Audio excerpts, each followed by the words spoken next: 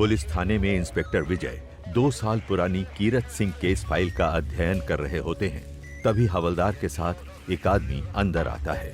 जय हिंद सर, ये मदन सिंह हैं, इसी गांव के रहने वाले, आपसे मिलना चाहते हैं। बैठिए, बताइए बात क्या है। साहब, मैं आपको कीरत सिंह के बारे में कुछ ऐसी बातें बताना चाहता हूँ जो बस मुझे ही पता है। मैं नहीं जानता ये बातें आपके कितने काम आएंगी। काम की है कि नहीं ये पता करना हमारा काम है। आप बेझिझक होकर बताइए। कीरत सिंह मेरा पक्का दोस्त था और अपनी हर छोटी बड़ी बात मुझसे बांटता था। वो काफी सुलझा हुआ, अपने काम से काम रखने वालों में से था। पर उसकी बीवी जमुना वो और ही मिजाज की औरत है। कीरत सिंह की इतनी अच्छी जमीन थी गांव में, पर उसकी घरवाली को तो शहर की जिंदगी की चाह थी। जब भी मौका मिलता वो कीरत को जमीन बेचकर शहर में बसने की बात करती। मैंने तुमसे कितनी बार बोला मुझे शहर नहीं जाना। जब खेती से 2 वक्त का खाना मिल रहा है तो ज्यादा लालच करके क्या फायदा। मुझे पट्टी मत पढ़ाओ, मैं तुम्हें कहे देती हूँ, मैं यहाँ ज्यादा दिन तक नहीं रह सकती। आए दिन उन दोनों में जमीन को लेके झगड़ा होने लगा। कीरत को शराब पीने की आदत पहले इतनी नहीं थी, पर अशांति की वजह से अब वो काफी ज्यादा पीने लगा था। रोज रोज की खिटपिट से तंग आके कीरत सिंह अब खेत पे ही ज्यादातर वक्त बिताने लगा था। मैंने उसे अपनी घरवाली से बात करने को भी कहा, लेकिन कोई फायदा नहीं हुआ। उस बेचारे को तो भनक भी नहीं थी कि उसकी पीठ पीछे उसके घर पे क्या चल रहा है। क्या मतलब?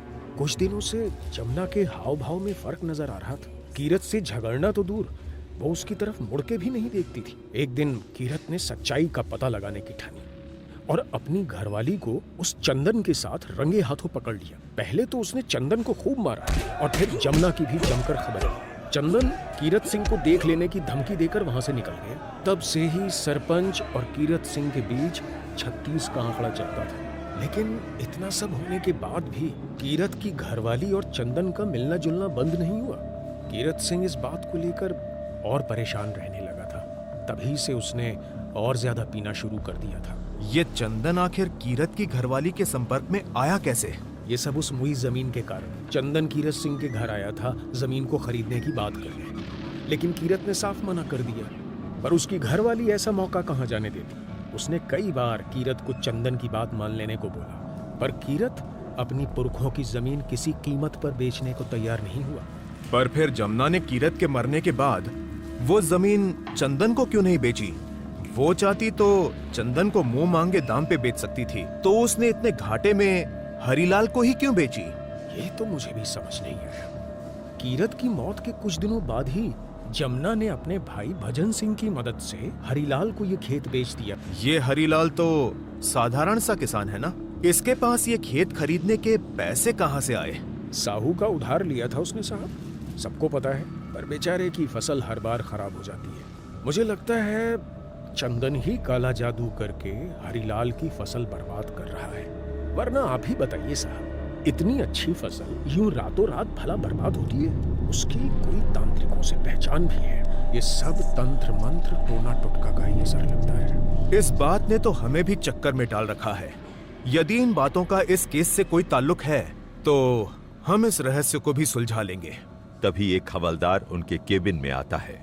सर, हरीलाल के बताए अनुसार स्केच तैयार हो गया है। क्या तुमने इस औरत को कभी देखा है? कुछ जानते हो इसके बारे में? नहीं साहब, मैंने इन्हें कभी नहीं देखा। कौन है ये? उस दिन जो नर कंकाल इमली के पेड़ के नीचे से बरामद किया था, उसके बारे में हरीलाल को इसी औरत ने बताया था। मैं इनको नहीं जानता। वैसे मेरी आपसे एक गुजारिश थी, जो मैंने आपसे बोला है वो सब आप किसी को मत बताइएगा, वरना वो चंदन मुझसे भी दुश्मनी पाल लेगा। मुझे लगता है कीरत किसी दुर्घटना में नहीं मरा, उसकी मौत के पीछे भी चंदन का हाथ है। फिक्र मत करो मदन सिंह, अगर इसमें कोई साजिश है तो हम उसके तह तक जाके सच को पता लगाएंगे। तुम निडर होकर जा सकते हो, इस पे भी नजर रखना। जब तक ये केस सुलझ नहीं जाता, हर एक व्यक्ति हमारे शक के घेरे में है। कुछ देर बाद इंस्पेक्टर रिकॉर्ड रूम में कीरत दुर्घटना केस की फाइल पढ़ते हैं। तभी उन्हें ऐसा लगता है कि कोई खिड़की के बाहर उनको छिप कर देख रहा है। वो उठकर खिड़की के पास आते हैं, पर कोई दिखाई नहीं देता। कौन है वहां? तभी अलमारी के ऊपर से एक फाइल नीचे गिरती है। इंस्पेक्टर विजय फाइल का नाम पढ़ के एक क्षण के लिए रुक से जाते हैं। त्यागी? अरे ये तो वही है जिसका नाम ज्योति ने हरीलाल को बताया था। जिसे वो 3 लोग मार रहे थे।